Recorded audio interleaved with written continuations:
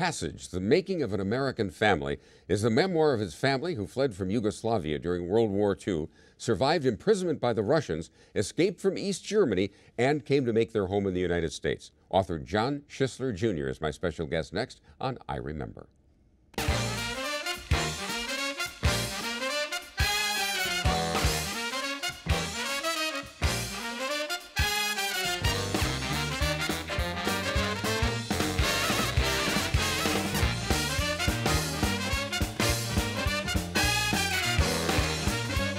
Hi, I'm Jim Peck. Welcome to I Remember. Joining me tonight is John Schissler Jr. He taught high school for 32 years and also coached several sports, but many who knew him weren't aware of his background. So after he retired, he put together a memoir telling the story of his family, including his early life as a World War II refugee. Take a look. John Schissler Jr. taught English, German, and Latin at Marshall High School in Milwaukee for 32 years. He helped to pioneer prep soccer in Wisconsin and also coached gymnastics and track. After he retired, he wrote Passage, The Making of an American Family, an autobiography that begins in Europe during World War II. In 1942, his parents, Maria Pressler and Johann Schissler, were married in Yugoslavia, where John was born in 1943. Ethnic German families, including his own, were forced to flee their village in Croatia during the fall of 1944.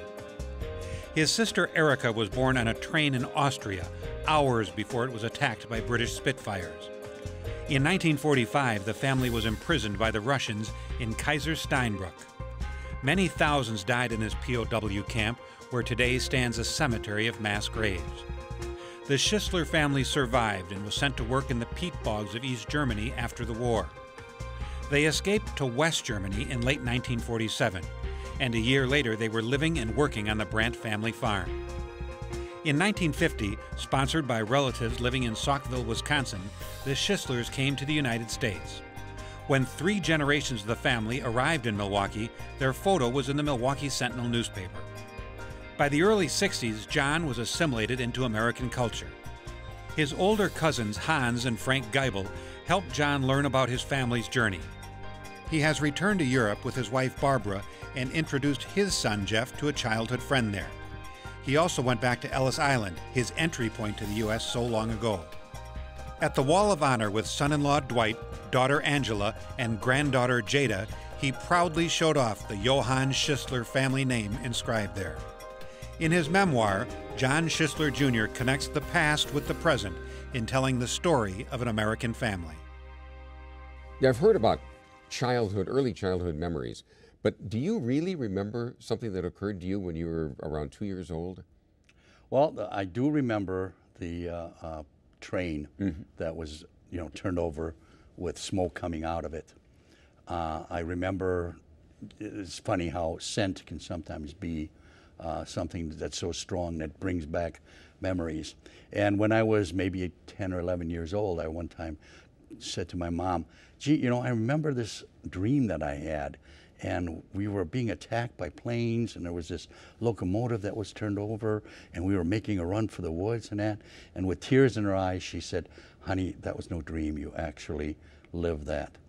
The first chapter, Flight, a lot of that other information was filled in by my cousin, Hans, who was with me, or with our entire family, his entire family, and there were 6 other families from our same town. But you were on a train. Yes. Going where? To, who knows, German troops were on the train, said, you want to get out of here? We're going to Germany, just hop on, and that's where we got on a freight train. And we were going through Austria at the time. There were no straight routes. A lot of the direct railways had already been bombed and everything else. So who strafed you? British Spitfires. Oh. They were on a cleanup mission, and I'm sure they knew that there were troops on that train. The last 2 cars had ACACs, or anti-aircraft cannons or machine guns on them, and that's why they. That's a target. Yeah, right, definitely, sure. So they strafed, the train actually rolled over. It actually was rolled over. It had steam coming out of it like a colander. Wow. My cousin, who was 10 years older than me, and that's why he filled in. I had about a 4-hour taped interview with him. He filled in all the other details about what happened. Now, your mother was pregnant and very pregnant. Yes, she had given birth to my sister just the night before in that boxcar. Wow. And so that's after we finally escaped into the woods, and some Austrian farmers were kind enough to protect us in their parlors and that. She had to spend 2 weeks at a nursing, well, it was a nursing home for aged, and she recuperated there, and it was in that 2-week period that my sister was also baptized there in the small chapel of that nursing home in Mitzekirchen. You guys, when you put down place of birth, each one of you has a different place of birth. You can follow our passage from where we started. I was born in Yugoslavia, my sister on a train in Austria, my brother in Germany, and then my youngest sister here in Port Washington. But nobody, it's funny, nobody wanted you. The Yugoslavs saw you as German. Right. The Germans probably saw you as potential espionage people. Right. And eventually the Soviets found you. It didn't matter. They didn't like anybody. Well, what happened, as I indicate in the book, the pen is mightier than a sword. And with one stroke of that pen, Truman, Stalin, and who's the third person? That was Churchill. Churchill, yeah. But they all of a sudden banished us to the Russian zone.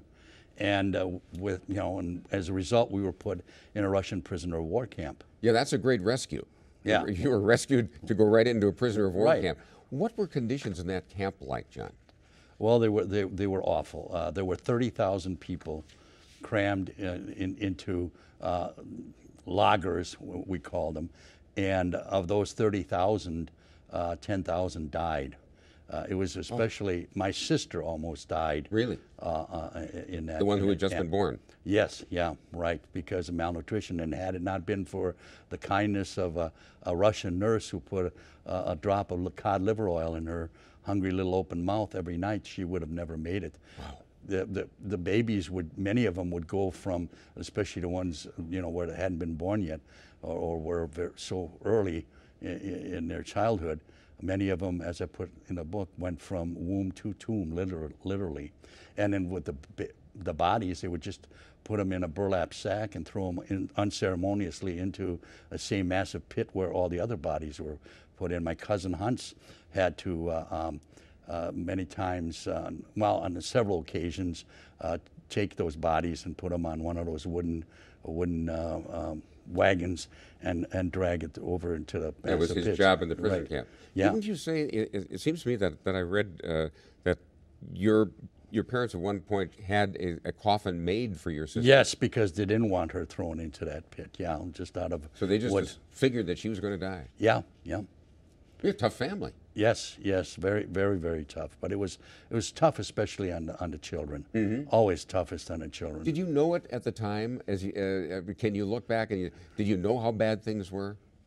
I think I realized it when I started writing the book, and it all started to kind of come back. At that time, no, I probably as a child thought this is just the way the crazy adult world is. Yeah, this is life. And then when I finally did find a little bit of solace or asylum when we finally got into the Western Germany, I took refuge in all of my pretend type of fairy tales and that, pretending to be Roland the Knight and pretending to be the burgermeister of this town, and that the place we lived in was a palace. That was my palace. Imagination saved you. Yeah, definitely. Yeah. Now, how did you get from we left you in a Russian prison camp, and you had to get out of that and get into West Germany? How did that happen? Well, first the Russians sent us into East Germany, where my parents had to work in peat bogs for 2 years. And what was that? What did they do? Well, what they did is they cut out pieces of peat and it's like made sod. Right. Yeah. It's basically the stuff that campers use today to ignite their fires and keep their fires going in those little bricks that really aren't wood. And it was just a cheap source of fuel for not only just the East Germans, but also for the Russians.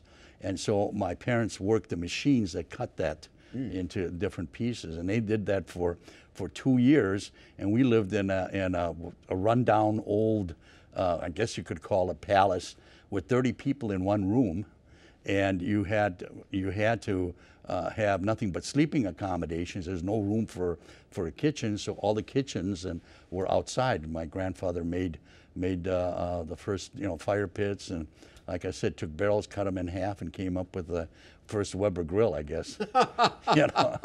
Well, talk a little bit about your family. You've been pretty well off before the war. Oh yeah, my grandfather owned I don't know how many acres of land, but he was also a bricklayer, but a master mason, and he built the church. I understand in Yugoslavia, the Catholic Church in our town.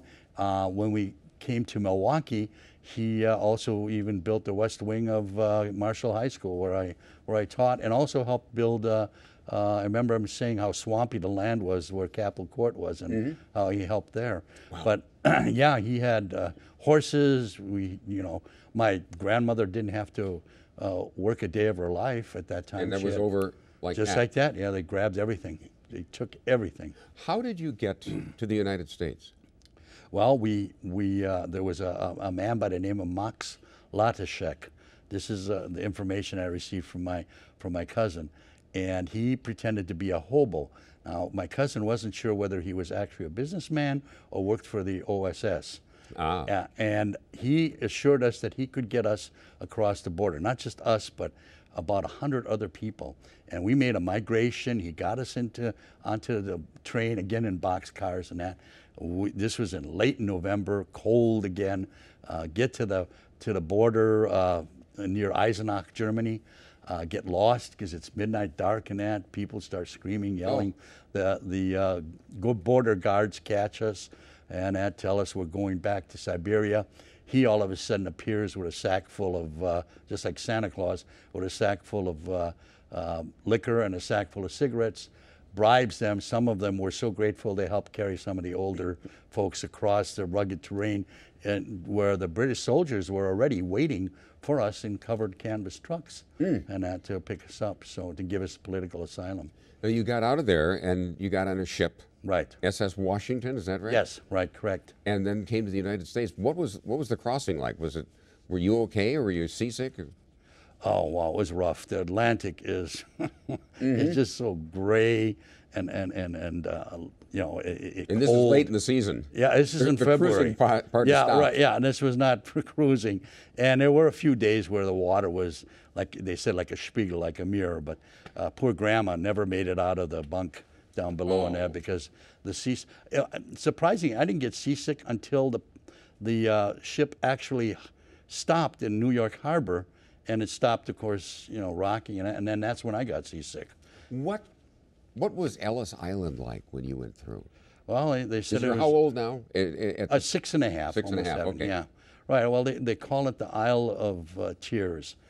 Happy tears or sad tears, because some people were rejected and had to go back, either they didn't have the correct papers, or maybe because they were always very careful of tuberculosis, that nobody, So you were still terrified. Oh, yeah. I had doctors poking at me and everything else, and behind black curtains and everything else. Separated from everybody's. Oh, yeah, right, exactly, yeah. Wow.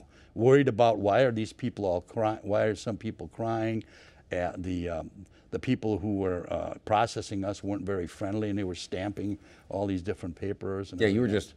Yeah, I was... Just numbers to them. Right, yeah, right, yeah. Yeah, we like to think of welcoming, but it really wasn't very welcoming. No, and especially not if you came from Germany. Oh, yeah, I hadn't thought of that. Right. Yeah. Especially if you came from Germany. You got to Milwaukee. Actually, you went to Saukville. Right, first. You're 6 and a half, 7 years old. Right. Time to go to school. Yes. Did you speak English?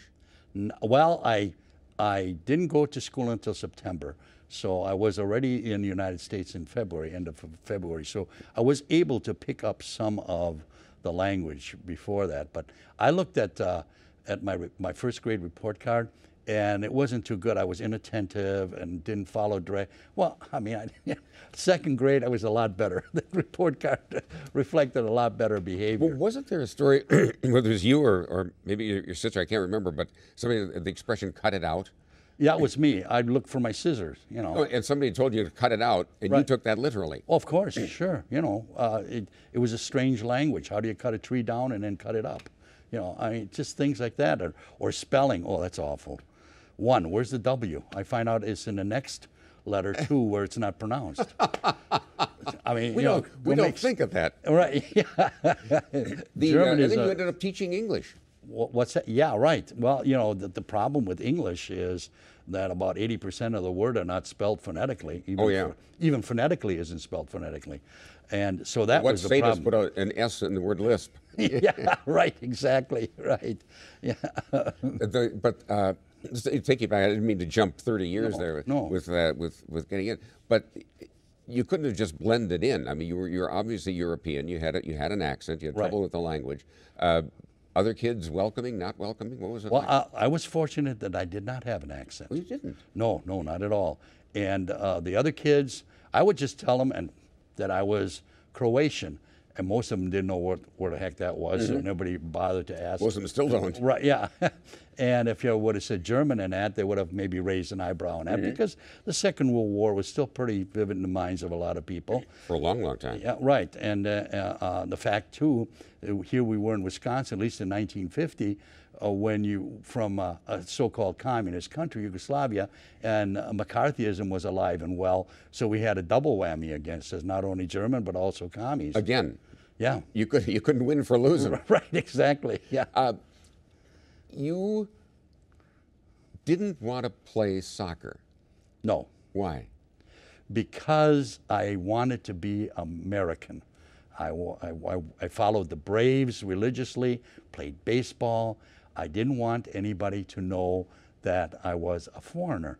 And soccer at that time was, of course, a very foreign sport, a foreigner sport, and I didn't want to have anything to do with it. Like I state in the book, though, I did lead a double life. I would, on a Thursday night, have a George Webb hamburger, but then on a Friday morning have Austrian palachinkas for breakfast. Which is really good. Yeah, right. And then on a Friday night, I'd go to a sock hop with my girlfriend, and on Saturday, we'd go to listen to Peter Ochs and his orchestra on 26th and Fond du Lac, and play and listen and Do polkas. Do polkas and waltzes. Sure, yeah.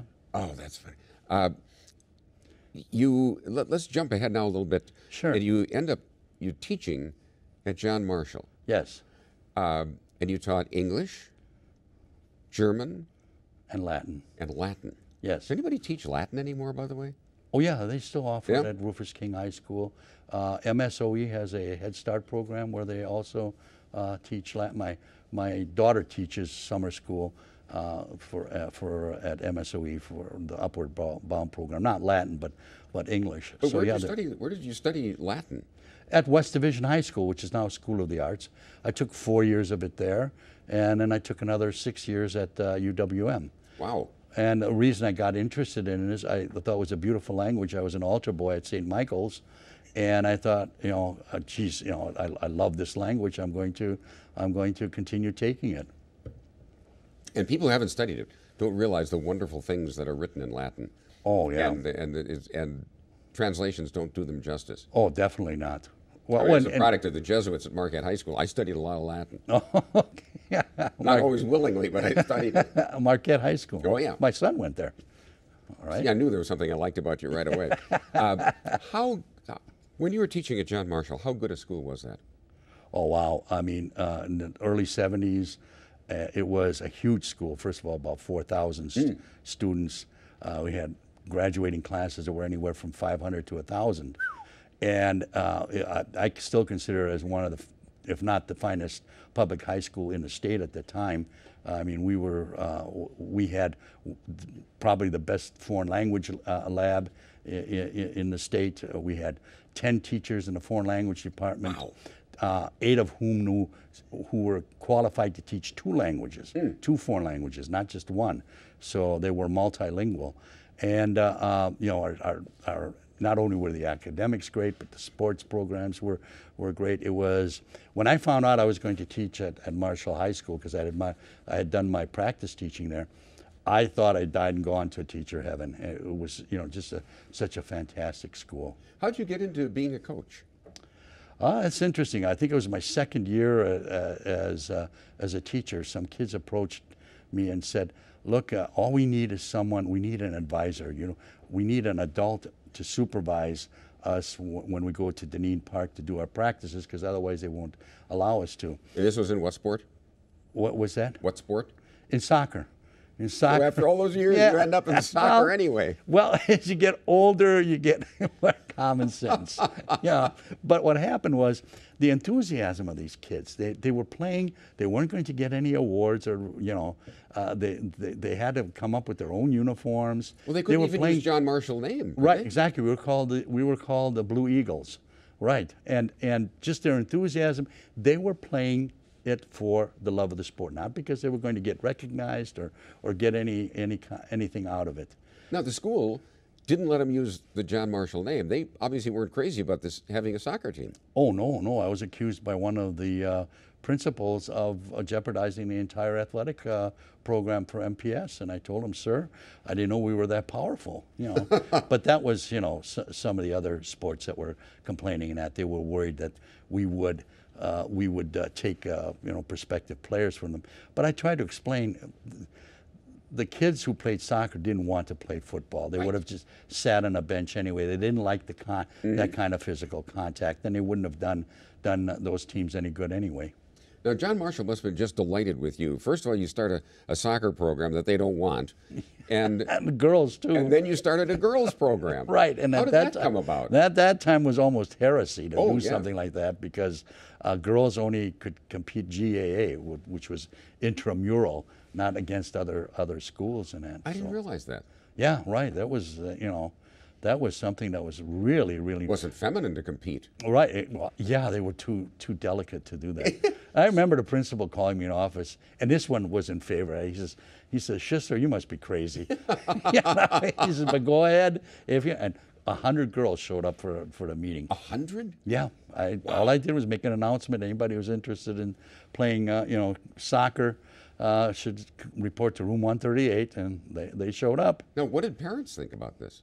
Well, they loved it, because with soccer, you play the ball and not the man. When you fall down, there aren't 10 people that are going to fall on top of you. I always like that part. Right, yeah, right. And it's so good for your cardiovascular system, and endurance and everything else, balance. And you don't have to be real tall or real heavy, right, or anything like that. You can be just the average size person. And again, it's because you're playing it's your skill. It's not your size or your it's not or a your strength weight. thing. Right, you're right, exactly. But there still must have been parents who said, I don't want my daughter doing that. You know what? I didn't hear that.